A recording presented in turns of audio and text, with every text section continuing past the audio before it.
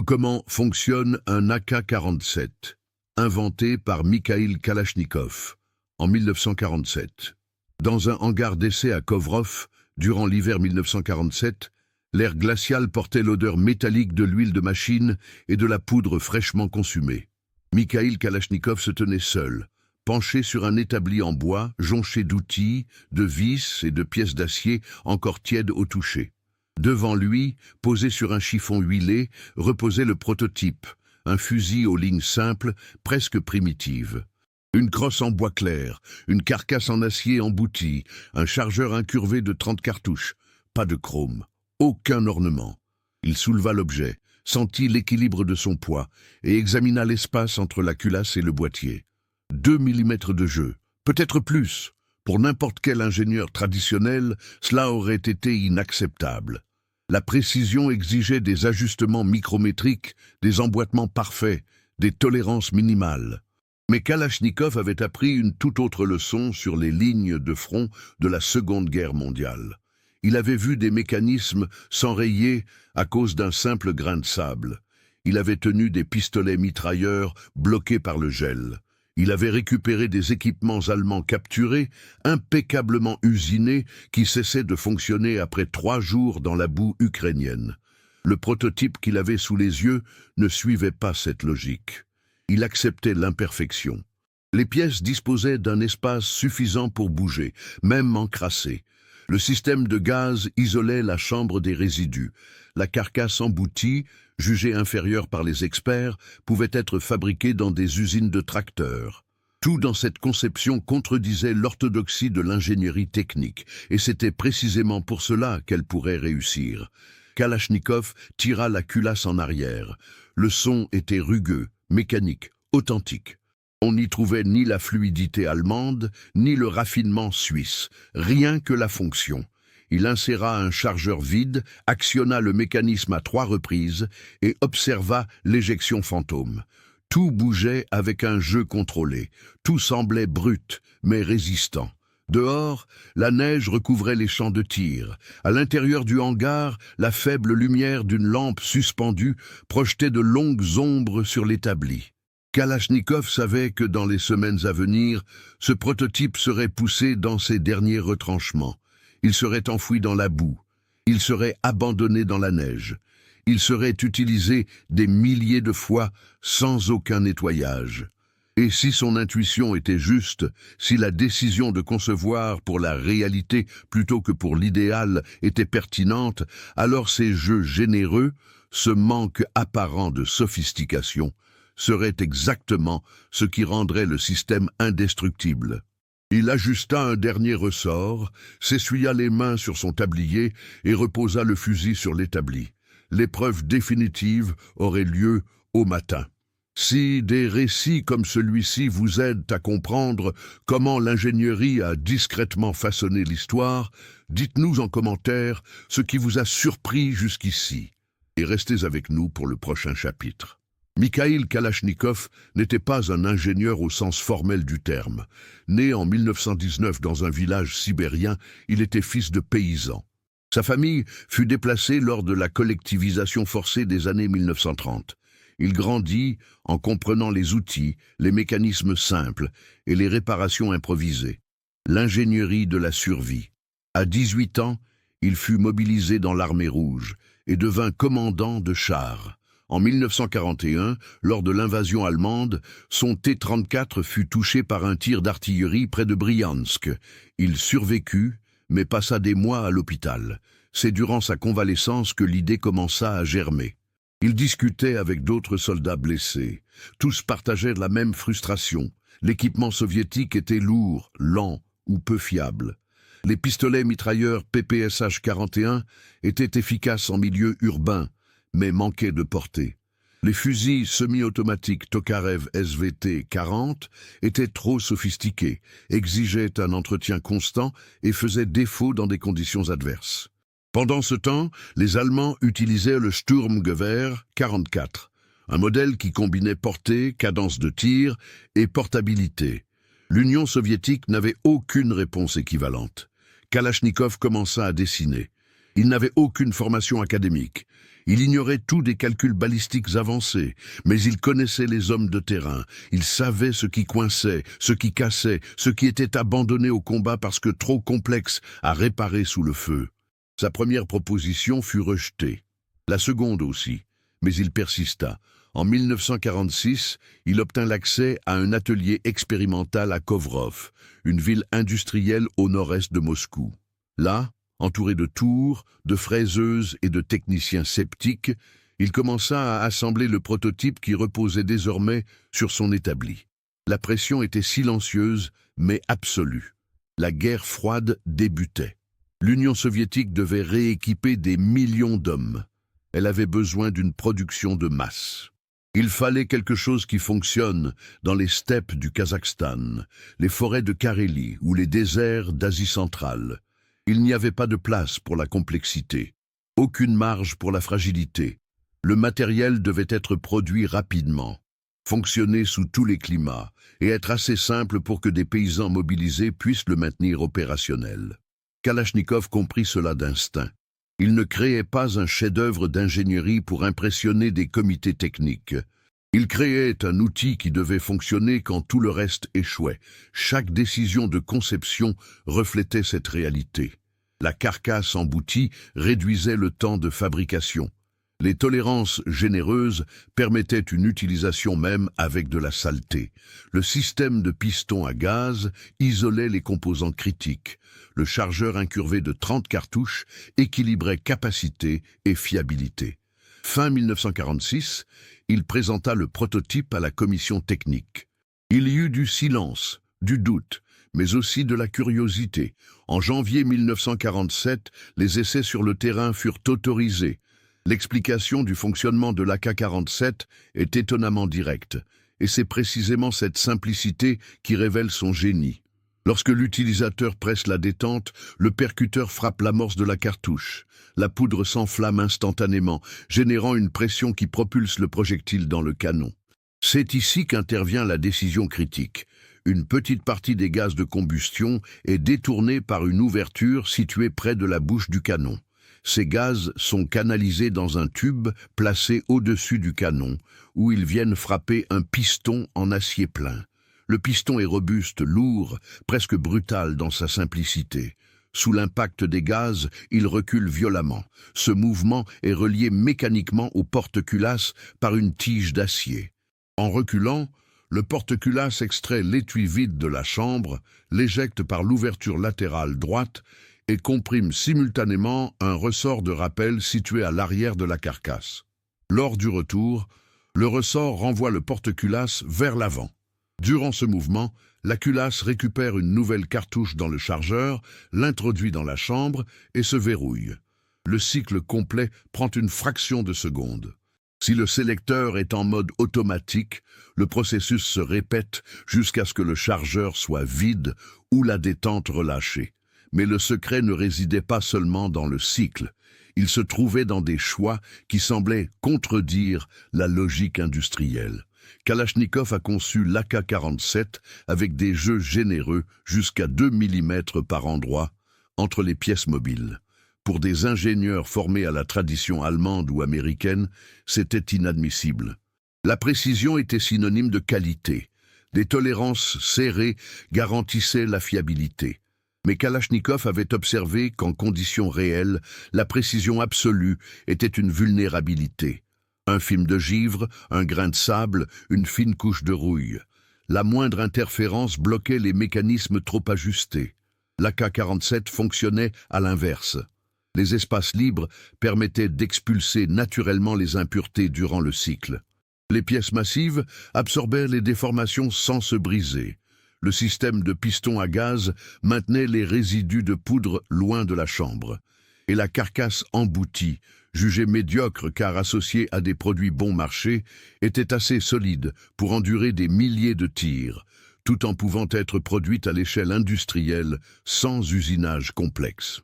Quand Kalachnikov présenta ses caractéristiques à la commission d'évaluation en 1947, les avis furent partagés. Des ingénieurs expérimentés critiquèrent les tolérances. Cela vibrera trop, la précision sera médiocre. D'autres fustigèrent l'usage de l'acier embouti. Les carcasses doivent être usinées. Ce n'est pas fiable. Un général vétéran examina le prototype et dit simplement « On dirait un fusil de paysan ». Kalachnikov répondit « Les soldats sont des paysans. Ils ont besoin de quelque chose qui marche, pas de quelque chose de joli. » La résistance n'était pas idéologique, elle était technique. L'industrie soviétique était structurée autour de l'usinage de haute précision. Passer à l'emboutissage exigeait de reconfigurer des usines entières, et accepter de tels jeux contredisait des décennies de doctrine de conception. Mais la pression géopolitique fut plus forte que la résistance institutionnelle. La commission autorisa les tests de terrain. Pensez-vous que ce choix de conception était inévitable ou un pari risqué à l'époque? Partagez votre avis en commentaire et transmettez cette histoire à quelqu'un qui aime comprendre le fonctionnement réel des choses.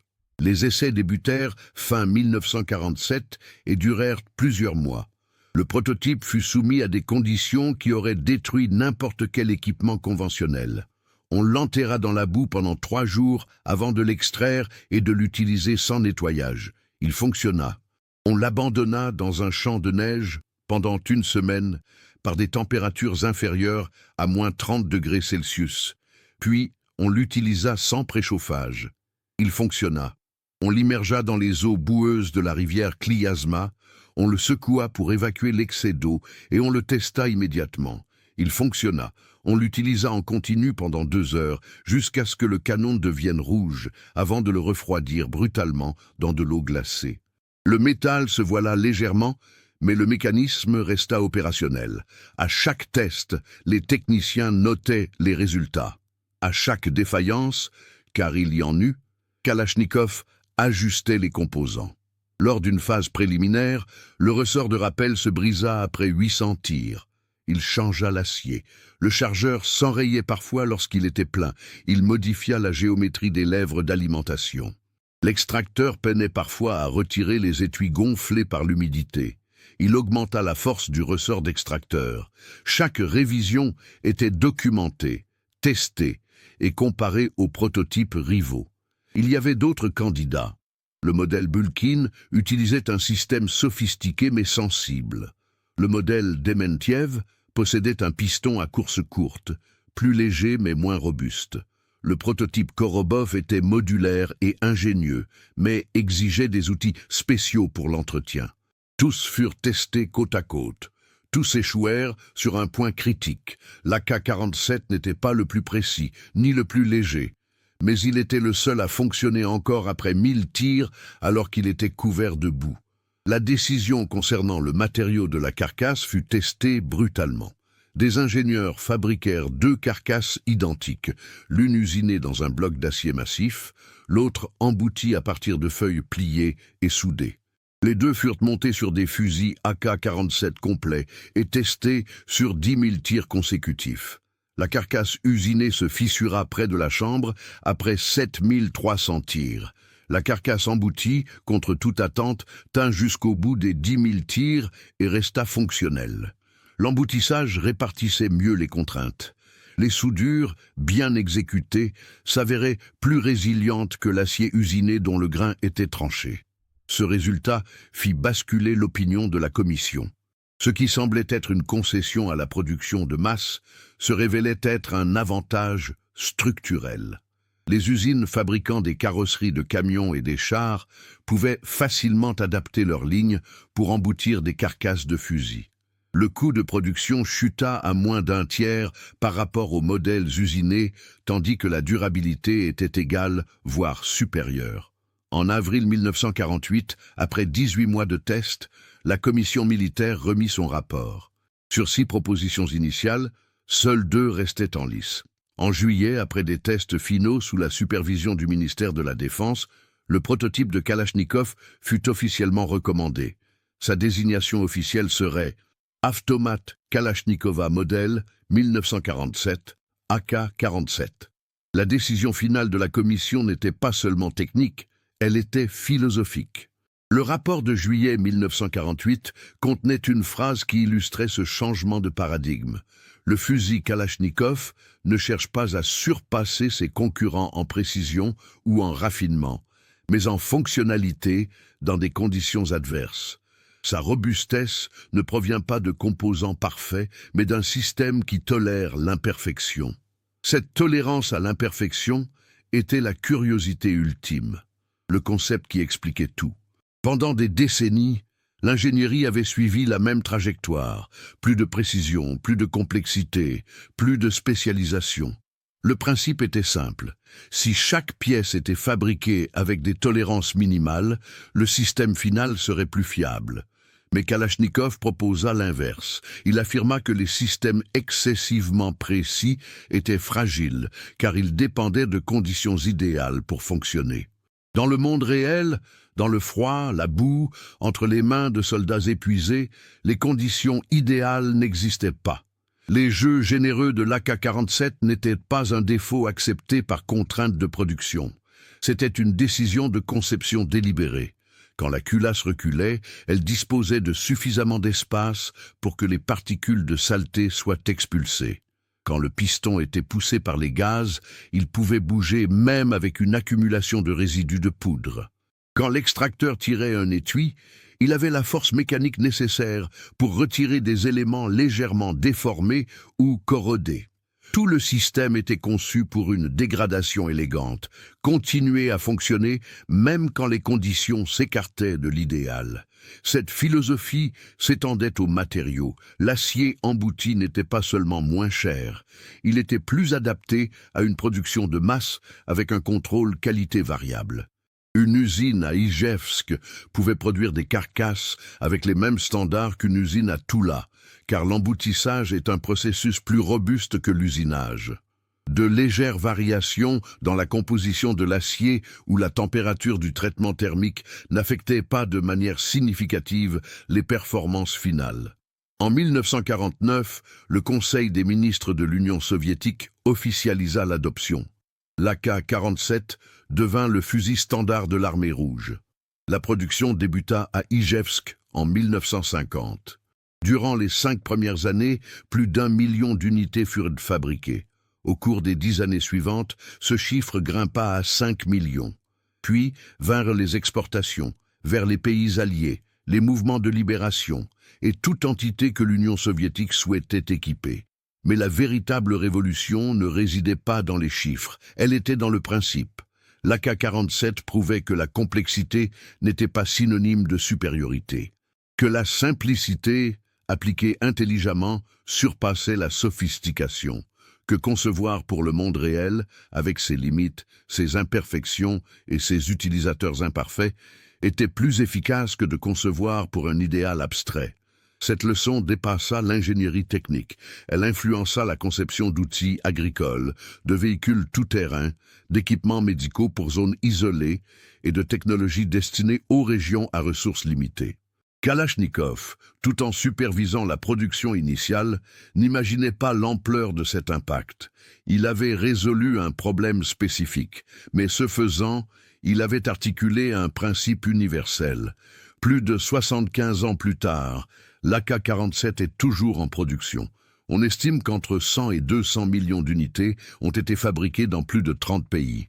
Des variantes du modèle original apparaissent dans des contextes variés sur tous les continents, mais aussi dans le milieu civil.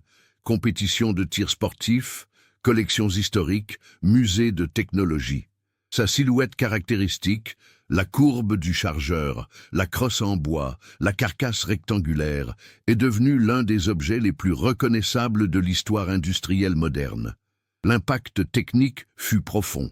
La philosophie de conception de l'Ak-47 a influencé les générations suivantes d'équipements. Le concept des tolérances intentionnellement généreuses s'est propagé au modèle de dizaines de pays. Le choix du système de piston à gaz à longue course est devenu un standard dans de nombreuses conceptions internationales. L'idée de donner la priorité à la fiabilité sur la précision extrême a redéfini la manière dont les ingénieurs pensent les outils destinés à une utilisation à grande échelle dans des environnements hostiles. Au-delà de l'aspect technique, l'Ak-47 est devenu un cas d'école en design industriel. Les universités d'ingénierie utilisent son histoire pour illustrer les principes de robustesse systémique. Les concepteurs de produits étudient comment Kalachnikov a équilibré simplicité et fonctionnalité.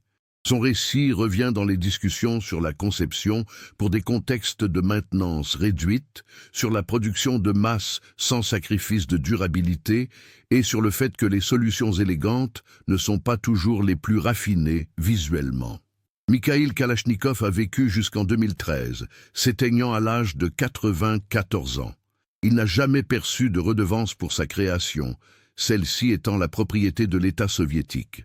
Durant les dernières décennies de sa vie, il a accordé des entretiens sur l'héritage de son œuvre. Il exprimait sa fierté pour l'aspect ingénierie, mais aussi une certaine inquiétude quant à l'usage qui en était fait. « J'ai inventé un outil pour défendre mon pays », déclara-t-il lors d'une interview en 2006. « Je ne peux pas contrôler ce qu'il est devenu par la suite. » Il soulignait que l'AK-47 était la réponse à un problème technique et non à une idéologie.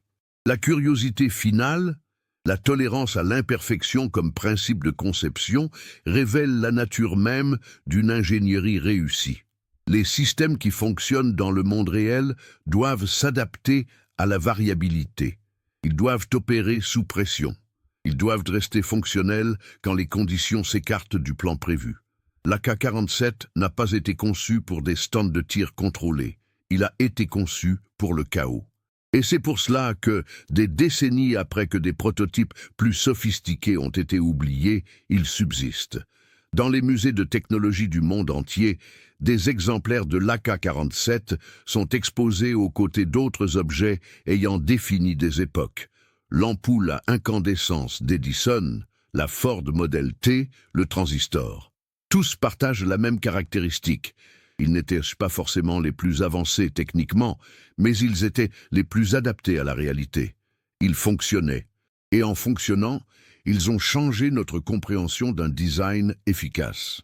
Kalachnikov, en 1947, alors qu'il ajustait les dernières tolérances de ce prototype à Kovrov, n'imaginait pas créer un symbole. Il résolvait simplement un problème. Comment fabriquer quelque chose qui marche quand tout le reste échoue ?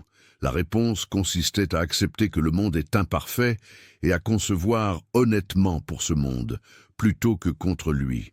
Cette honnêteté, plus que toute spécification technique, est ce qui a rendu l'AK-47 immortel. Si vous appréciez les récits authentiques sur la manière dont l'ingénierie a façonné le monde, abonnez-vous à la chaîne, laissez un j'aime et dites-nous depuis quel pays vous nous regardez.